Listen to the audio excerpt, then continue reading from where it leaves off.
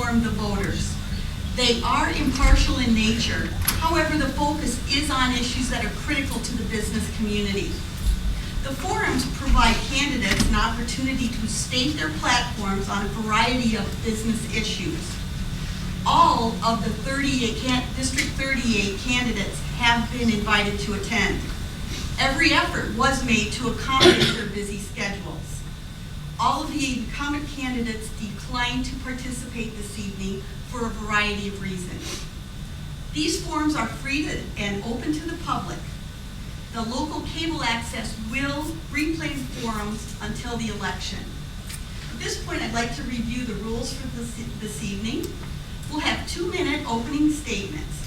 We'll then provide questions, and the answers will be limited to 2 minutes. The timekeeper will notify you at 15 seconds, and a stop that will notify you that your time has ended. We will accept written questions from the audience, but questions must be addressed to all the candidates. If you'll just wave them in the air, I'll pick them up, and then we'll have the moderator read them as we can. And so we'll begin our debate now.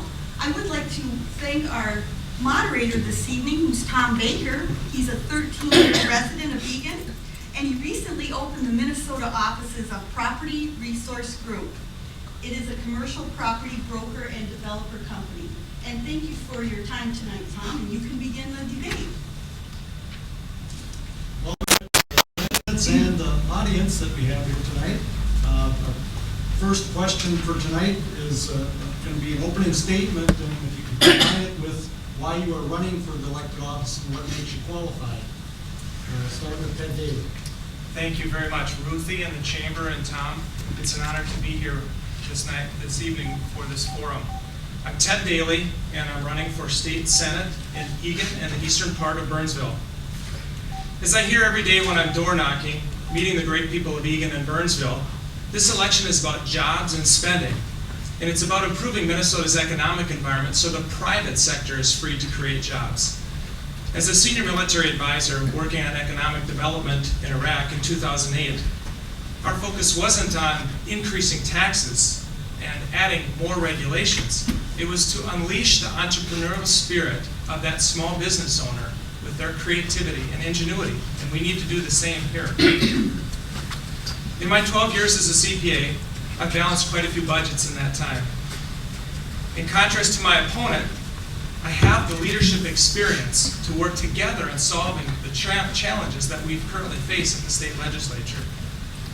Many have asked for more information than for what we have time here this evening. So I encourage you to go to www.dailyforsenate.com. That's DALEYFOR Senate, dailyforsenate.com, where you can learn more.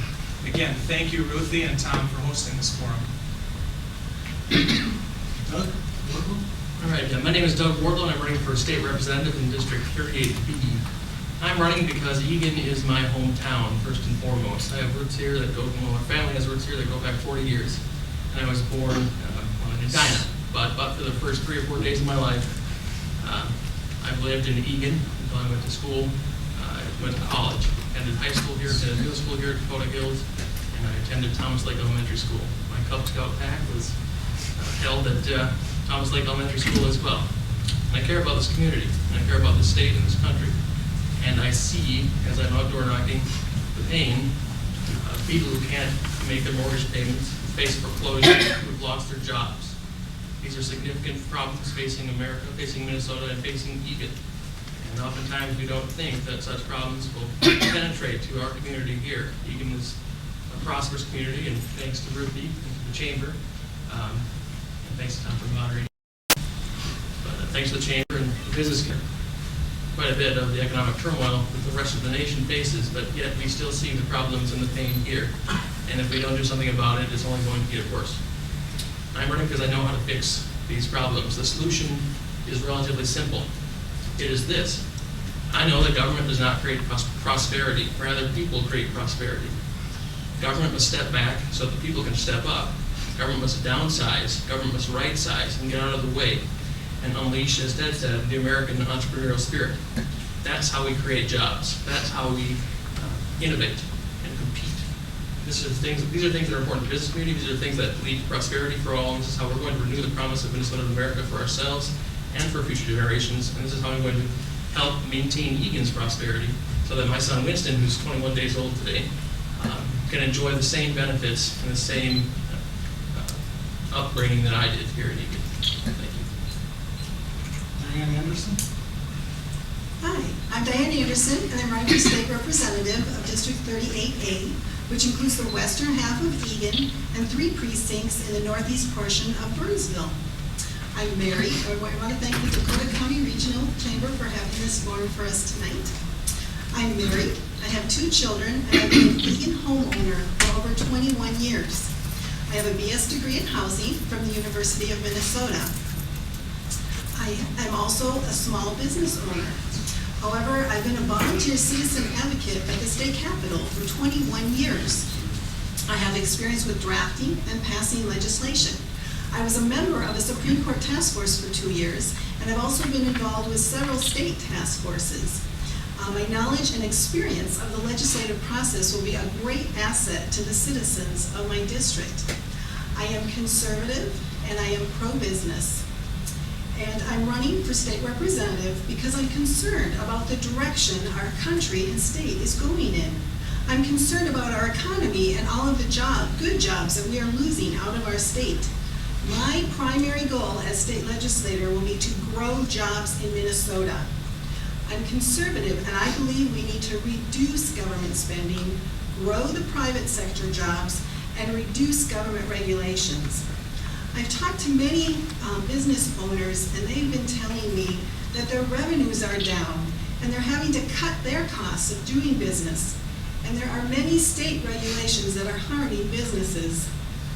I am the pro-business candidate, and I've been endorsed by the different job creators, the Burnsville Chamber Political Action Committee, the National Federation of Independent Businesses, the Minnesota Chamber of Commerce Leadership Fund Pact, the Dakota County Regional Chamber Leadership Fund. And I would like to also get your support too. Thank you. Our second question is, Minnesota is facing a nearly $6 billion deficit. Is this a spending problem or a revenue problem? How do you propose to fix this problem? And please prioritize the answers. We'll start with Doug Wardlow. Thank you, Tom. Clearly, Minnesota's budget deficit is a structural problem, and it is not a revenue problem. It's a spending problem. This is clear from the fact that Minnesota's budget has increased over the past 20 years by 200%. That is actually 10 times faster than the population has been increasing over that same period of time. That is far too much spending, far too much government, far too fast. And it crowds out private sector growth, and it's killing jobs. To say that the budget deficit is a revenue problem is the same thing as saying that the budget deficit is a Minnesotans aren't taxed enough problem. It's the same thing as saying the government knows how to spend your money better than you do, and it's the same as saying that taxes should be increased. We know that that would kill the economy, especially in a recession like the one we're in right now. So I propose fixing the deficit by cutting back on spending first and foremost. Do the easy things first. That's very common sense and very simple. Look for redundancies. For example, there are 3 different agencies: the Minnesota Pollution Control Agency, the Department of Agriculture, and the DNR, that all have overlapping duties with regard to water quality and other environmental things. Let's consolidate, eliminate redundancies. If we can make a budget-conscious culture, foster a budget-conscious culture in state government, then that'll solve quite a bit of the problem. Actually, if we hold revenues steady right now, spending steady right now, instead of allowing for automatic increases, we'd have a very large surplus, over $1 billion. Next, what we need to do is cap spending at some kind of rate that's linked to population growth and inflation, and also at a percentage of GDP. That's the kind of structural change we need to ensure that government doesn't get out of control, and to make sure that most spending is done by the private sector, because people in the private sector, free Americans and Minnesotans, know best how to spend their money, and that's how we create prosperity. And thirdly, we need to sunset all bills and new spending initiatives.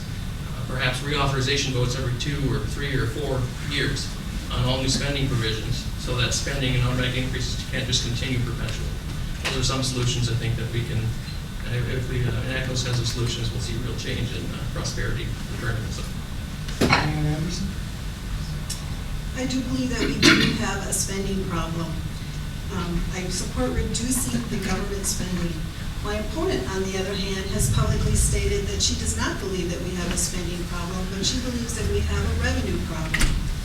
4 years ago, when my opponent was elected, we had a $2 billion surplus. And now, just 4 years later, we're looking at having a $6 billion deficit. We can't continue to spend at this type of a rate. The Health and Human Services budget increased by over 30% in the last biennium. And it's just completely unsustainable to keep doing that. What I found out at the state capitol is that once an item is in the budget, it very rarely is taken out. So what we need to do as state legislators is we need to look at what is in that budget right now, what is the money going towards right now, and where is the government waste going. We also need to look at duplication of services. There's quite a few duplication of services between agencies, and we need to try and do whatever we can to reduce that. We also need to try and look at what's going on in the welfare system and try and figure out where there might be some welfare fraud going on, and look at those types of issues, making sure that we're helping the needy. We want to make sure that we don't cut the benefits to the needy, but we need to look and see where in the Health and Human Services budget that maybe there could be some items that are reduced in that budget. My opponent also has voted for a lot of tax increases. She supported the gas tax increase. She's also mentioned that she supports taxing clothing and food, and she's also mentioned that she would support adding a 4th tier to the income tax. And I believe that we do not need to be increasing taxes, that we need to do whatever we can to solve the budget problem without reducing taxes. Ted Daly? Well, I don't think you can spend what you don't have, just for starters. You know, when states raise taxes to balance the budget, what are they really doing? They're balancing through cuts to the families and cuts to your business. There are 3 specific examples that I have on reducing the spending. And they have to do with utilizing private sector vendors for IT at the state, reforming prevailing wage calculations, and adopting State Representative Steve Gottwald's Healthy Minnesota Bill. I'll just briefly describe each of them. There was a report on the 1st of July this year that would save, as far as IT services spending, would save over $290 million over 7 years, and this is a report from the state of Minnesota. On reforming prevailing wage calculations, all government projects currently pay a premium because the calculation inflates the wages paid for government projects above the current rate that the market pays. This doesn't mean paying them on the cheap, but paying them what the market pays for other projects. And this saves money for schools as well. And the third one, as far as the Representative Steve Gottwald's Healthy Minnesota Bill, it was a pilot project. And in this pilot project alone, the state was able to save an estimated $110 million just on a pilot project. And it also addresses the healthcare issues that we have in the state. So those are just a few specific examples and ideas. Thank you. For the audience, if you have any questions, there are pieces of paper and pens on the end of the road. Just write them down, and Ruthie will be gathering them, and we will ask some questions from the audience after our initial questions. The next question is, we know that small businesses are the job creators in the U.S. Last year, the legislature passed the Angel Investor Tax Credit that will encourage small business investment in the years to come. What other strategies do you support that will provide for business growth? And we'll start with Diane Anderson. Well, as I've been out door knocking and campaigning, I've been meeting a lot of small business owners and hearing and talking to them about what's happening with their businesses. And a really good thing that one person said was that we really, as legislators, need to provide a stable environment. Businesses are not sure about if they can expand or not because of what's going on with the state legislature. So one of the best things we can do is provide a stable environment for businesses. I also believe that we need to grow private sector jobs. We need to do whatever we can in helping the tax policies and the regulations that we are setting up and making them more business friendly. As I've been talking to businesses, there are a lot of government regulations out there that are harming businesses. and we need to do what we can in reducing those regulations. We also need to be looking at our tax policies, because based on our tax policies are also harming our businesses. And I believe that we need to look at the corporate income tax rate. We have the third highest corporate tax rate of all the states in Minnesota, of all the states. And we need to look at that and see if there would be a way that we could be reducing the corporate tax rate. We have been losing a lot of jobs out of our state because we have high corporate tax rate and high personal income tax. So if you actually look at my opponent's voting record on this Angel tax credit bill, there are actually 12 amendments to this bill that were offered, and she voted against all 12 of the amendments. So we need to be looking at the different ways that we can actually be helping businesses as legislators instead of driving good jobs out of our state. Ted Daly? About 70% of all new jobs created are created through small business, by small business owners. And this is the growth engine, as most people would agree, for all new jobs. We need to make Minnesota a more friendly, business-friendly environment so that more businesses want to set up shop here and don't see the signs in southeastern or southwestern Minnesota that says come to South Dakota, you know, pile on your stuff at the Conestoga Wagon, and everyone's going west because they've got such an attractive environment there. How many jobs is it? Perhaps it's not hundreds of thousands, but it's the environment that is set there that business owners hear about, and when they hear these kinds of things, they're looking elsewhere. What we want to do is have a more tax-friendly, less regulation-centered kind of environment. Businesses thrive on certainty, and there's so much uncertainty in the market right now that even though they have cash and they want to deploy that, they're not. They're hunkered down, just waiting, frankly, to see what happens with the elections on the 2nd of November, to see who's elected. And they're just hoping beyond all hope that there are new leaders that will set a different tone in a different environment that isn't so full of regulations. Capital goes where it's going to get its greatest return, and it's going other places. So changing that environment makes a huge difference strategically for our state. Thank you, John. Ted and Diane are absolutely correct in everything they said. I just had a few thoughts of my own. True, uncertainty is the largest problem that is really stifling business confidence. Minnesota, I think in a recent survey, ranked 43rd in business confidence, or business climate, rather, in business taxes, or the corporate income tax in Minnesota, like Diana said, is the 3rd highest in the nation. We can phase that out easily, however, because it constitutes only less than 5% of the state's revenues on an annual basis.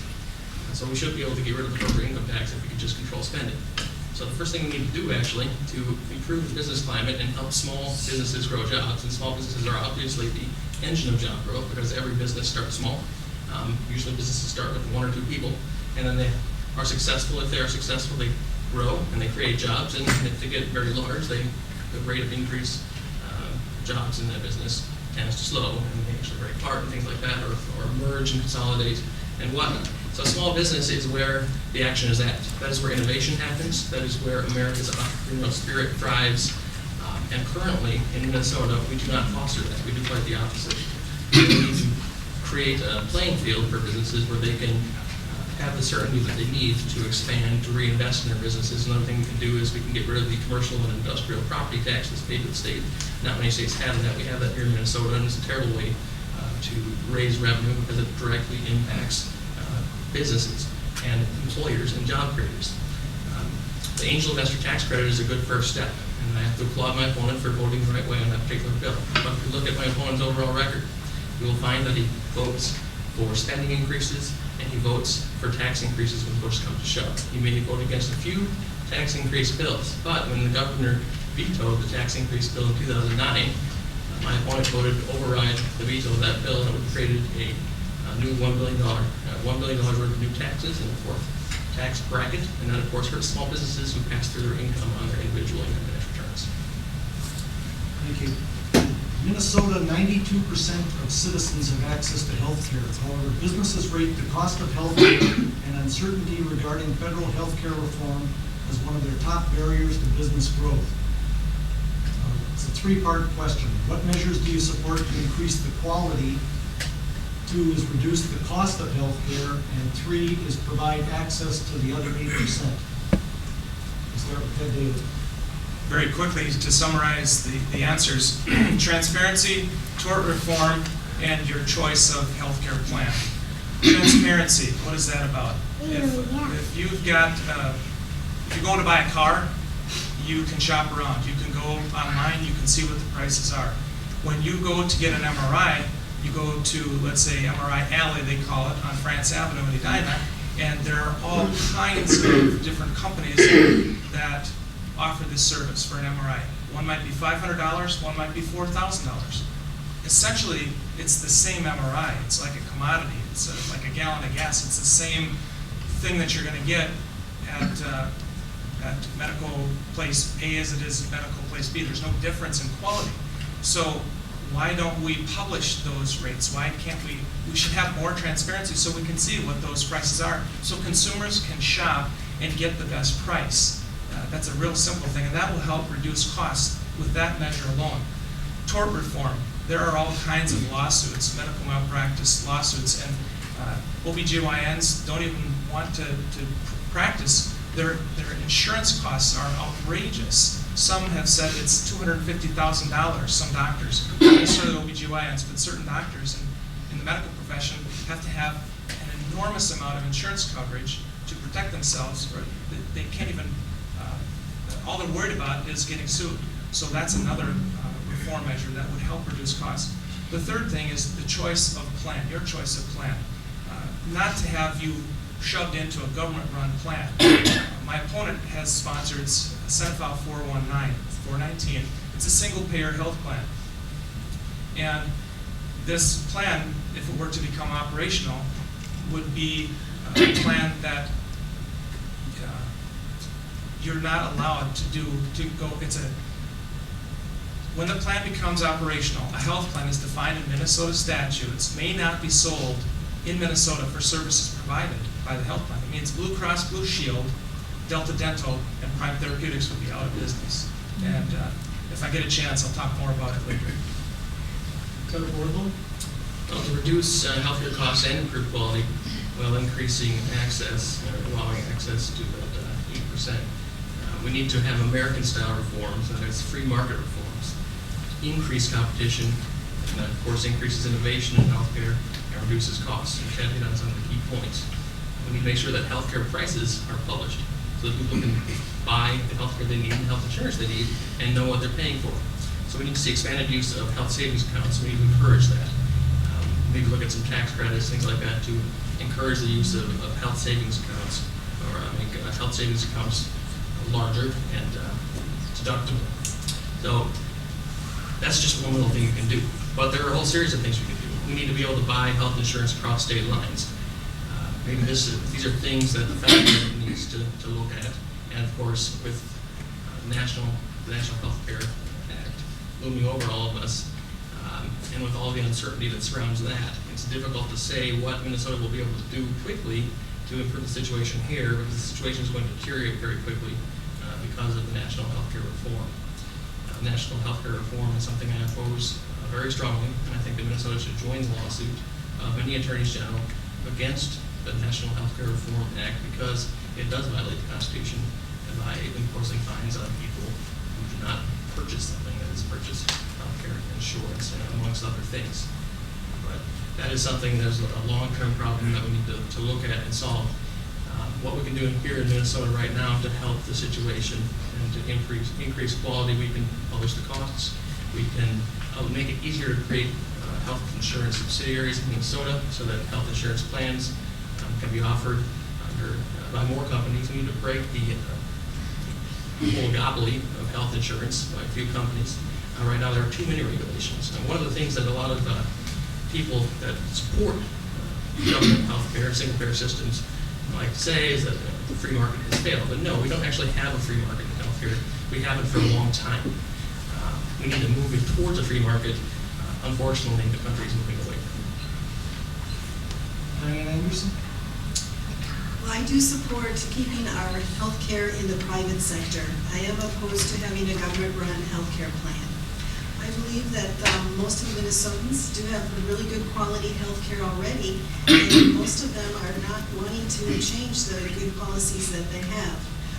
One thing that we need to be looking at is to be reducing the amount of mandates that Minnesota has put on our healthcare providers. We have one of the highest amount of mandates from all of the other states. Another thing that we need to be doing is, like Doug said, we need to be opening up competition. Right now, we are limited to only seeking healthcare plans here in Minnesota. And if we opened it up where people could go to other states and get healthcare insurance, then that would also help with increasing competition and being able to reduce the cost as well. What we need to be looking at is to be helping the people that need help. There are people out there that have pre-existing conditions that need help. These are people we need to be coming up with the government way and helping these people. Also, I've been talking to a lot of small business owners, and they also have to go out and get their own health care. What we could be doing is looking at ways at having pools where people that are self-employed could actually come to a government pool and be involved in a government pool, and so that would be able to get the good quality health care and getting their premiums reduced because they would be pooling together so that they could be able to get lower premiums. So as well, my opponent is an author on House File 135, which is the Minnesota single-payer health care bill. And one of the results of this bill is going to be eliminating a lot of jobs at Blue Cross Blue Shield, Delta Dental, and Prime Therapeutics. And so we need to be, that would be a bill I would be opposed to, because the results of that bill are we're going to be having a lot of job losses here in our district. Thank you. I have a question from the audience next.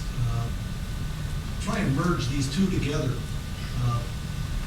Please explain the healthcare dollars that Governor Plenty turned down. What are the long-term costs if these had been accepted? Maybe we'll just address that one, I think, trying to keep it more exact. Doug Woodlow? Well, the governor made the right choice in deciding to turn down certain healthcare dollars.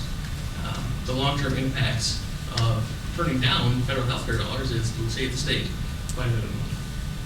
We don't get federal money, matching money for certain things if we don't accept. The state's going to, in the short term, perhaps have to pay a little bit more here or there, but if we buy into the national health care plan and we legitimize it, it's going to cause significant problems down the road. And I think that the right responsible thing to do is to make sure that Minnesota can sustain a free market healthcare system.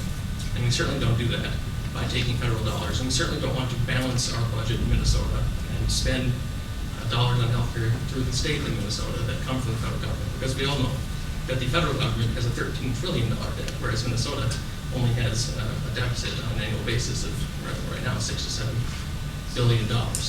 So what we need to do is be fiscally responsible at each level of government in America, and that includes Minnesota, and includes cities and counties, and the federal government needs to get its act in order too. But the biggest problems right now, in terms of fiscal responsibility, are at the federal level, and we should not take federal dollars that may not be there in the future to support an ill-conceived health plan here in Minnesota. There are ways to do it that are more American in style, and that is through the free market and through the entrepreneurship and the spirit of individual Americans who help out their neighbors in need and have done so for since 1776 and before when we were colonists.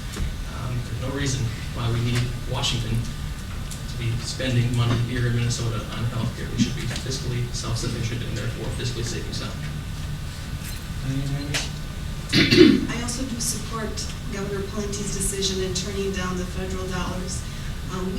Minnesota Care that we have here in Minnesota is really a good plan. We have expanded it and have it more benefits to it than is regulated by the federal government in a lot of ways. And we need to look at improving Minnesota Care and using that as our vehicle in helping people instead of the federal government. You never know We have a lot of unfunded federal mandates, and you never know when that federal money is going to be coming and when it's not going to be coming. So maybe it's going to be there this year, then maybe it won't be there next year, and then we'll have a really big problem. So we need to be looking at ways that we don't have to be relying on the federal government for all of our budget needs. We need to try and figure out how we can be solving our own budget problems and looking at what we have here in our state. Thank you. I agree with what both of the candidates say as far as Governor Palente's decision being the right decision. Furthermore, when it comes to single payer, that my opponent has authored this Senate File 419 that I mentioned before, not only would Blue Cross Blue Shield, Delta Dental, and Prime Therapeutics be out of business, those thousands of employees that are now unemployed, not spending money in the local businesses, adversely affect our local economy. Those businesses don't get the income that they otherwise would have. Those folks, many of them, then are not able to pay their mortgage. So that adversely affects everyone's mortgage here in this area, and foreclosures at an all-time high go even higher. So, regardless of what your party affiliation is, your mortgage values will be adversely affected here in Eagan and in Burnsville. Parents rate our local schools very high. Graduation rates are high, but statewide, Minnesota has one of the worst achievement gaps in the U.S. Also, post-secondary institutions report that generally 40% of incoming students need remedial help in math. What reforms do you promote to overhaul our educational system without increasing the revenue, and also reduce the achievement gap? And start with Doug Wardlow. Thank you. First of all, with regard to the achievement gap, to reduce the achievement gap, what we don't do is we do not redistribute. We do not take money from systems in schools where achievement is high and move to systems in schools where achievement is lower in order to prop that up. And that goes to the funding formula, which is something we need to fix in Minnesota, so that suburban schools here at Eagan are funded fairly. We know that throwing money at education problems does not solve education problems at all. It matters where the money is spent and how the money is spent. What we need to do is first and foremost look at state regulations that govern education and eliminate ones that are unnecessary, so that we can have individual school districts, individual schools and principals and teachers try things out, innovate, and again, compete. And that's how America succeeds in everything it's ever done for hundreds of years. It will work in the schools as well, and it has worked in the schools. There's no reason the government should have a monopoly on education either. So what we need to do is foster competition by passing and allowing people to take tax credits in the amount, the per pupil amount, and pay towards a private school if they so desire, so that people, no matter their circumstances, have the choice to go to a private school. This will increase the quality of public schools, because the public schools will have to compete and will have to do a good job, and will model after certain things the private schools do and reject certain things, and without regulations that are too burdensome. And with this kind of competition, we'll end up with a school system, an education system that is much better. We also need to, I think, increase the number of days kids are in school. If we look at China, they're in school 250 days a year, I believe is the figure, something around that.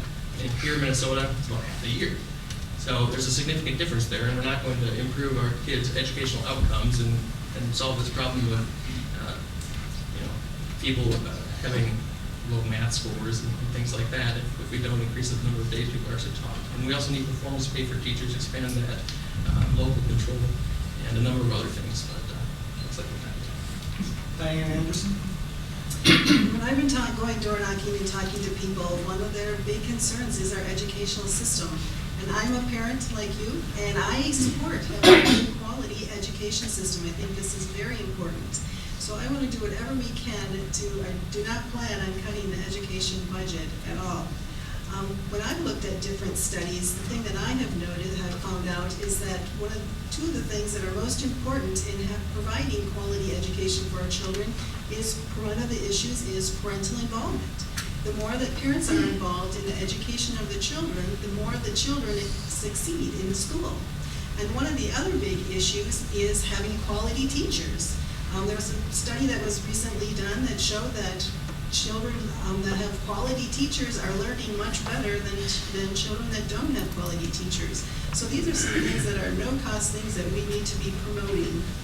Also, I met with the teachers union, and one thing that they mentioned is a huge part of their budget is the special ed budget. And this is an unfunded mandate by the federal government, and we need to do what we can in encouraging or somehow getting the federal government to be able to be funding more of the special ed budget. I also believe that we need to be looking at the per pupil funding formula. I have 3 school districts in my district, and one of them is 191, and 191 gets 33% less per pupil, and school district 196 and 197 get 44% less per pupil than the students in the Minneapolis and St. Paul school districts.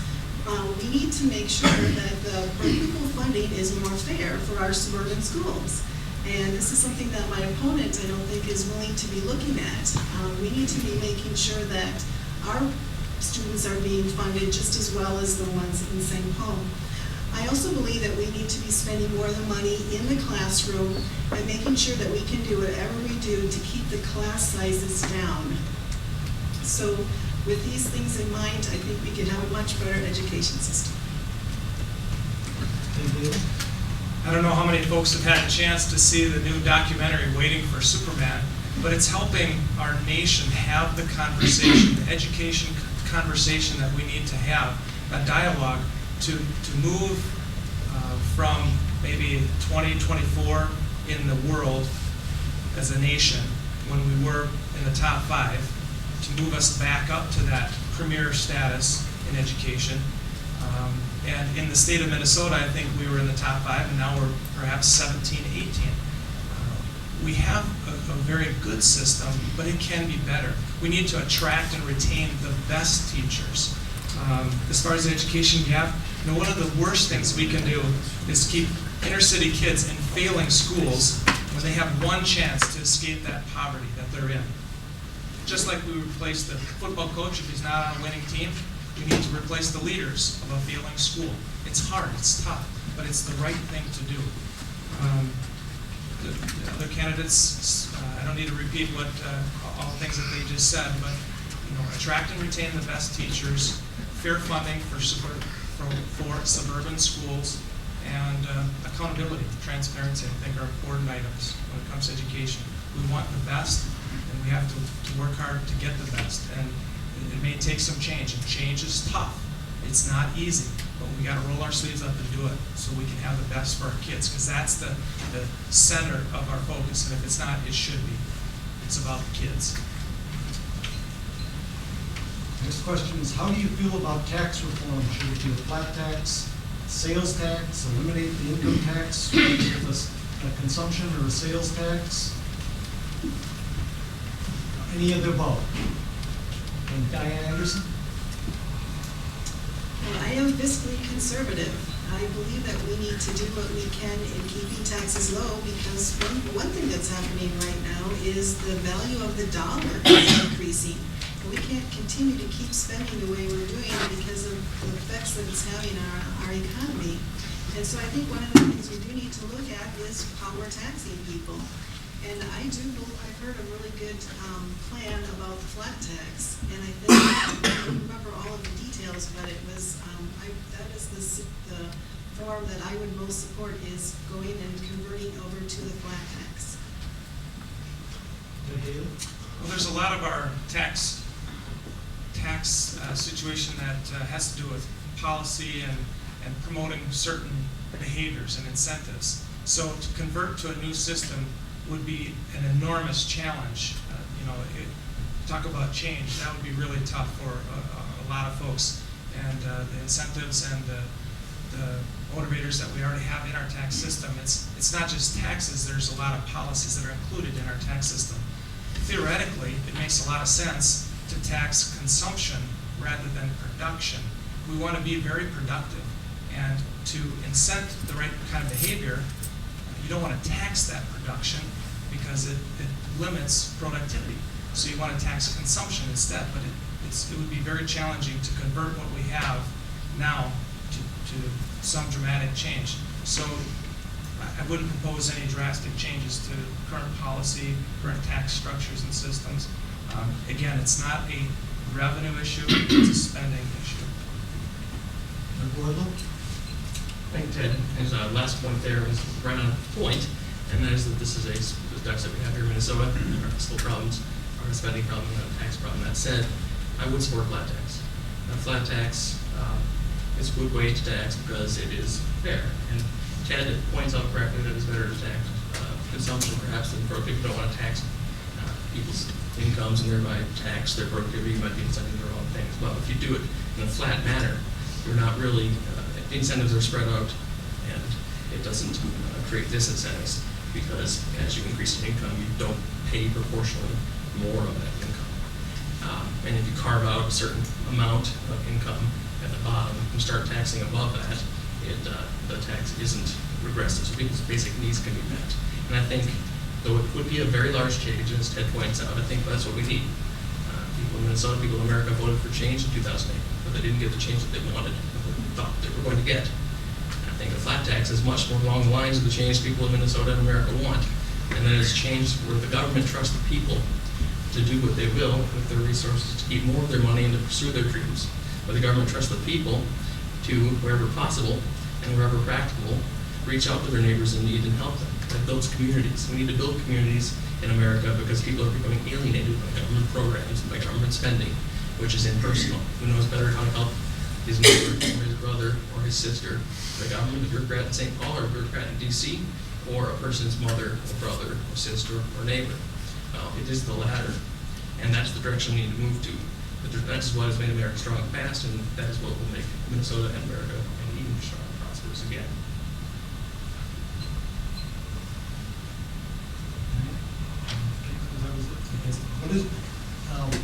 What is your position on the new Viking Stadium and how should it be financed? Let's start with Ted. I love the Minnesota Vikings. I have watched them since I was probably 5 years old. Alan Page and Carl Eller, Fran Tarkenton and Chuck Foreman. Just years and years of watching the Vikings. I love them. This lease expiring this year couldn't have happened at a worse time for this conversation to occur. With a $5.8 billion deficit, it's going to be mighty tough to justify any public money going toward a Viking stadium. So the short answer is no, I would not be supportive of public funding for a Viking stadium. Unfortunately, education, health and human services, we've got priorities. We've got to keep the priorities, and education and our healthcare is more important right now, especially in this time of belt tightening than a Viking stadium. Similarly, I love the Vikings. I think we'll probably all say that. Maybe Ted loves them a little more than I do, I'm not sure. I'm pretty sure my father and my brother love them slightly more than I do, but I really love them, and I want them to stay here in Minnesota. I do not want them to go to Los Angeles, certainly. They're an asset to the state, the team is an asset to the state and to the metro area as well. That said, Ted is correct. We need to look at our financial priorities and our spending priorities. And what the government should be doing, first and foremost, is things that people can't do for themselves. And that includes compensating for actual market failures instead of imagined ones, paving roads, things that don't do for themselves, and very little incentive for the private sector to handle. Beyond that, then we can start looking at other things we have extra money for. But if we have extra money, it's not money the government earned, like we work to earn our money, rather is money that the government took from the pockets of people that did earn it. And so the government must live within its means, but that's not enough. Government must also control its means, because unlike all of us, the government has the ability to expand its means at the expense of others. So government must live within its means and control its means and limit its means to be respectful of taxpayers. And I don't think it's respectful of taxpayers to pay for a Viking stadium that would not benefit the entire state of Minnesota, and that would not necessarily benefit any Vikings fan. But that being said, I am a Vikings fan, and I hope the Vikings stay. Let's fix our fiscal problems first, and let's focus on our priorities and let government do what government should do. If we do that, and if government scales back, and if Minnesota can become the prosperous place that Minnesota has been in years past, it will be a natural place for a sports team to want to be, and the Vikings will not be. I'm a woman and I'm a Vikings fan. I love football, and I really would hate to see them leave here. But when I've been door knocking, actually the only people that have mentioned this issue to me have been people that are saying they don't want me to be spending money towards a Vikings stadium. So I think there's a lot of concern out there for what's happening with our current budget. We're looking at a $6 million deficit right now, and there really isn't money available to be helping with the Vikings stadium. I think that it would be great if there could be a Viking stadium that would be financed by the private sector and by citizens, to be using private money to fund it and not the government money. My primary goal as your state legislator is going to be focusing on jobs and growing the economy and making sure, I've talked to a lot of people who are unemployed. We have very high unemployment right now. And we need to be focusing on what do we need to do to be getting these people back to work and increasing the revenues to our state and helping people and not be focusing on a Viking stadium at this time.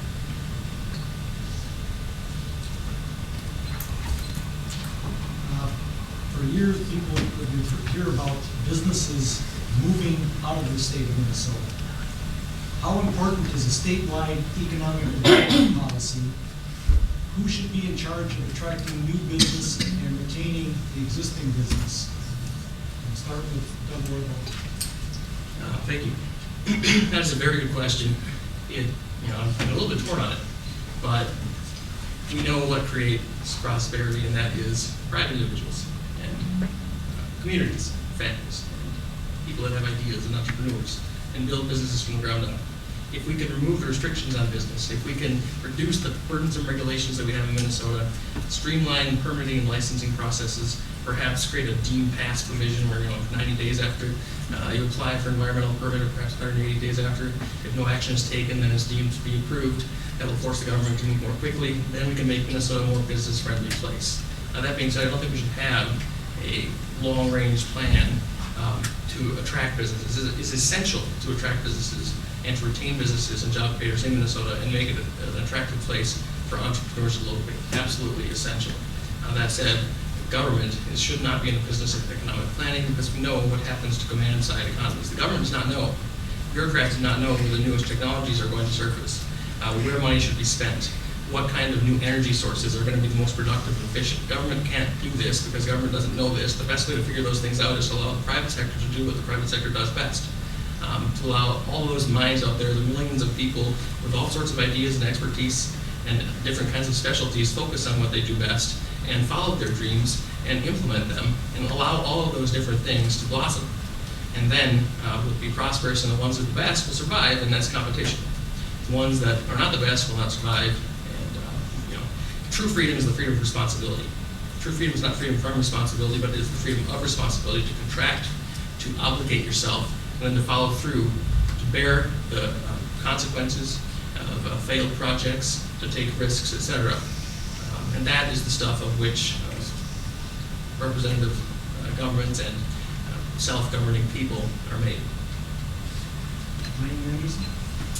We need to look at what are the key components in why businesses succeed here or in other states. There are other states in this country that are booming with businesses right now. North Dakota has lots of jobs. South Dakota has lots of jobs. We need to look at what are the things that Minnesota is doing that is preventing having a lot of our good jobs move out of our state. One thing we can look at is what New Jersey did, and they tried to increase their revenues by taxing the large wealthy people, and instead of increasing their revenues by like $2 billion, they actually decreased their revenues by increasing the income taxes on the wealthy. So we need to look at what other states are doing, what's working, what isn't working, and looking at basically the basic things that businesses need. They need to have low taxes, they need to have low corporate taxes, and they need to have low income taxes. They also need to have less government regulations. So one of the things that this agency, we should be doing is making sure that we're combining all of these agencies together into one agency so that it's a one united agency instead of having different parts doing different things and having duplication of services. And be really looking at what do businesses need to grow, what are the key components to helping them grow, and so how can we improve those things here in Minnesota? How can we improve our taxes here, and how can we make our regulations less so that we can keep more of our good jobs here in Minnesota? I think everyone has a role to play in this. It's a team effort, what we do. And as legislators, we need to listen to what the constituents are saying, what the business owners are saying. And you know, we've got 2 ears and one mouth. I think legislators need to listen twice as much as they're talking and really get a feel for what's going on with folks that are in the trenches doing the hard work every day. Thank you. Now we'll finish with our closing statements, and we'll start with Diane Anderson. I'm Diane Anderson, and I'm running.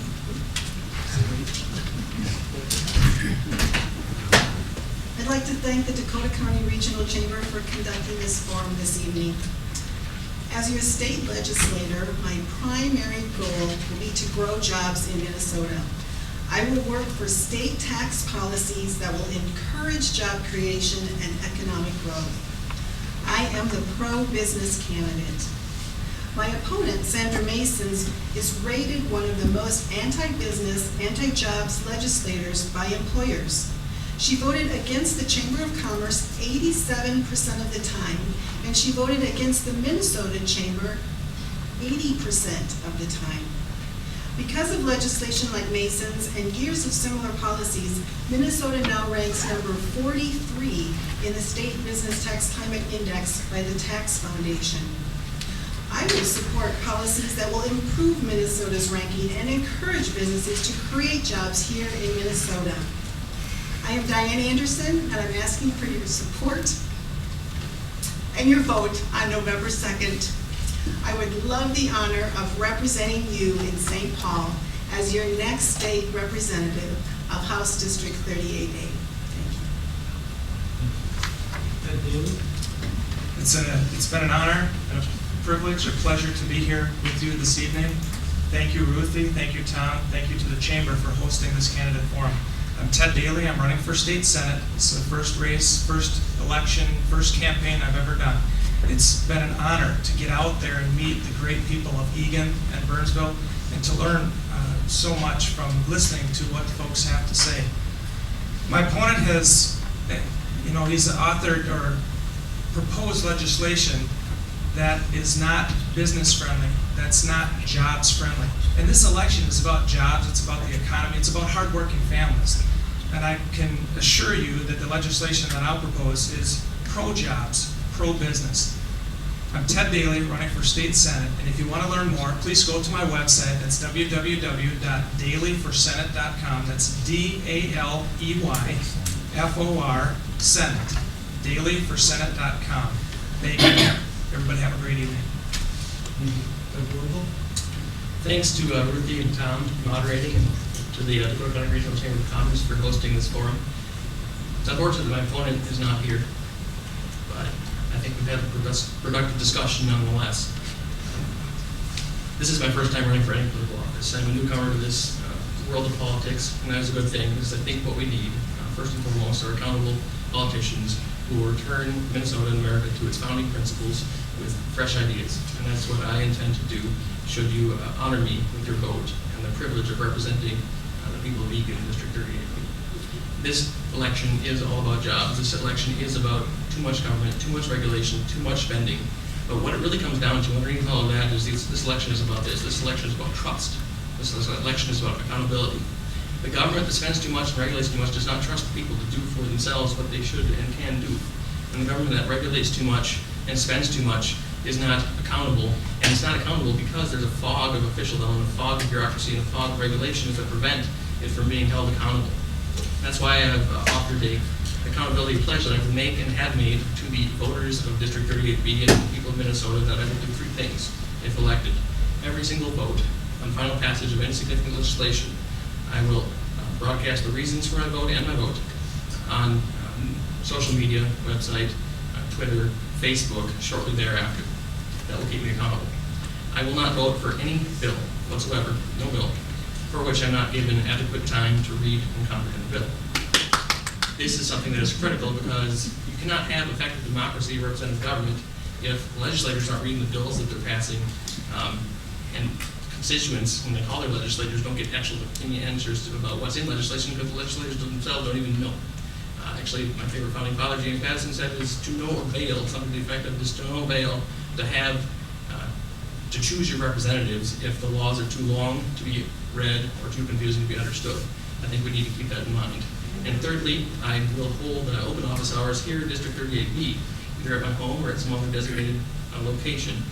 Each week during session, at least once a month outside of session, where people can come without an appointment and talk with the representative to keep government transparent, accountable, and representative. And that is the pledge I have made and will stick to. And if more legislators and more candidates take that pledge, we will see a very large shift in the way government works. So, and it will actually lead to fiscal responsibility because the legislature will be called to account. It will lead to prosperity because the people must be trusted. And this will force the legislature to be accountable and to trust the people. So this election is all about spending too much. We need to reduce it. We need to foster private sector job creation. And I pledge to do those things, to work towards those things. Thank you very much for attending, and I hope that's for your vote. Thank you all for coming tonight. I think it's a very educational opportunity. You're informing the public on the issues. It is about jobs and the economy. And we thank all of you for coming this evening. We have a cube at the chamber office that's always open if you'd like to visit constituents. Thank you for coming, and this concludes our candidate forum.